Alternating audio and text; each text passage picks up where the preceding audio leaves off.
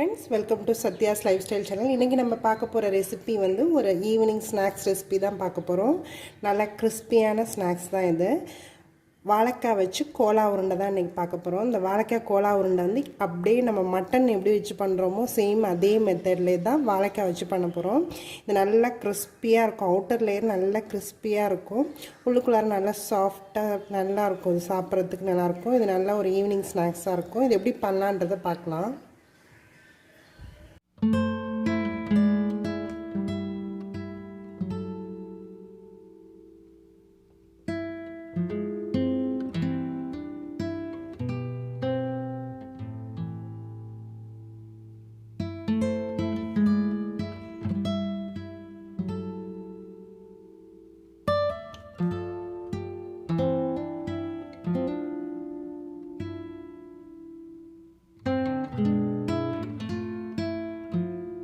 இந்த வாழைக்காய் கோலா உருண்டை பண்ணுறதுக்கு நான் வந்து இன்றைக்கி ஒரு 3 வாழைக்காய் எடுத்திருக்கேன். அது எல்லாத்தையுமே நம்ம இந்த காம்பெல்லாம் அரிஞ்சிட்டு பாயில் பண்ணி எடுத்துக்க போகிறோம். எல்லாத்தையும் இந்த மாதிரி எல்லாத்துலேயும் இந்த காம்பையும் இந்த நுனியையும் அரிஞ்சு எடுத்துருக்கேன்.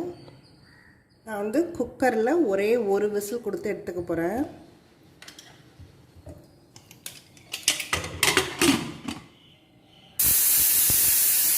இந்த வாழைக்காய் கோலா உருண்டை பண்ணுறதுக்கு நம்ம வந்து கொஞ்சம் ஸ்பைசஸ் எல்லாத்தையும் வதக்கிக்கலாம். நான் வந்து ஒரு கடாயில் கொஞ்சமாக எண்ணெயை நல்லா ஹீட் பண்ணிக்கிறேன்.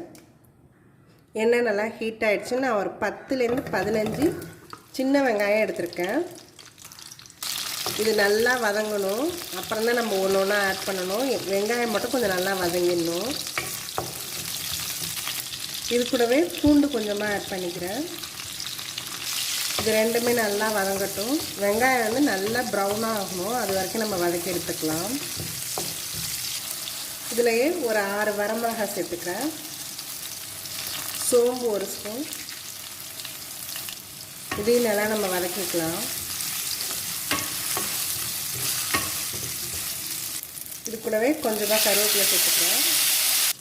பொட்டுக்கடலை ஆட் பண்ணிக்கிறேன். இது எல்லாத்தையுமே எண்ணெயில் இன்னும் கொஞ்சம் நல்லா வதக்கிக்கலாம். நம்ம இந்த வாழைக்காய் எல்லாமே நம்ம ஒரு விசில் கொடுத்து எடுத்தாச்சு. இதில் வந்து நம்ம இப்போ இந்த ஸ்கின் எல்லாத்தையும் ரிமூவ் பண்ணிவிட்டு இந்த இதை மட்டும் எடுத்துக்கலாம். இந்த மாதிரி எல்லாத்தையுமே நம்ம ஸ்கின் எல்லாத்தையும் எடுத்தாச்சு. இது எல்லாத்தையுமே நம்ம நல்லா மேஷ் பண்ணிக்கலாம். இது எல்லாமே நல்லா எண்ணெயில் வதங்கிடுச்சு. இப்போ வந்து நான் ஒரு 2 ஸ்பூன் கிட்ட தேங்காய் அதில் ஆட் பண்ணிக்கிறேன். இதையும் நல்லா நம்ம இந்த எண்ணெயில் லைட்டாக வதக்கிக்கலாம். ரொம்ப வதக்கணும்னு அவசியம் இல்லை. லைட்டாக எண்ணெயில் வதக்கிட்டு நிறுத்திடலாம். இதை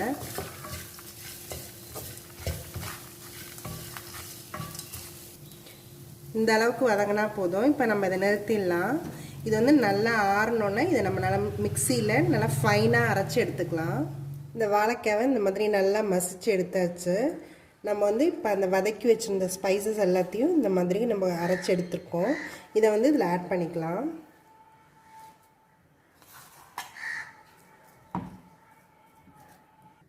இதோட நம்ம கொஞ்சமாக சால்ட் இந்த இதுக்கு தேவையான அளவுக்கு போட்டுக்கலாம்.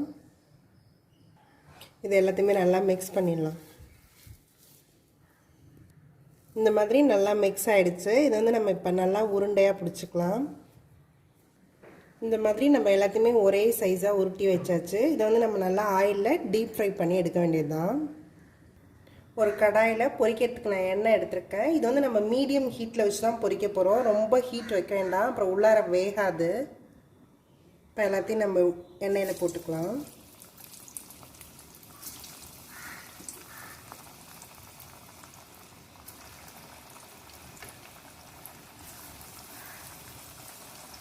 இது நல்லா ஒரு சைடு இதாகிடுச்சு. திருப்பி விட்டுக்கலாம்.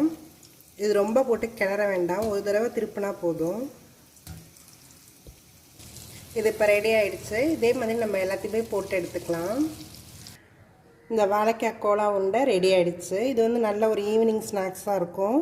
இது நல்லா கிறிஸ்பியாக இருக்கும். மேலெல்லாம் பார்த்திங்கன்னா நல்ல கிறிஸ்பியாக இருக்கும். உள்ளார ரொம்ப சாஃப்டாக நல்லாயிருக்கும். இது கிட்ஸுக்கு ரொம்ப பிடிக்கும்.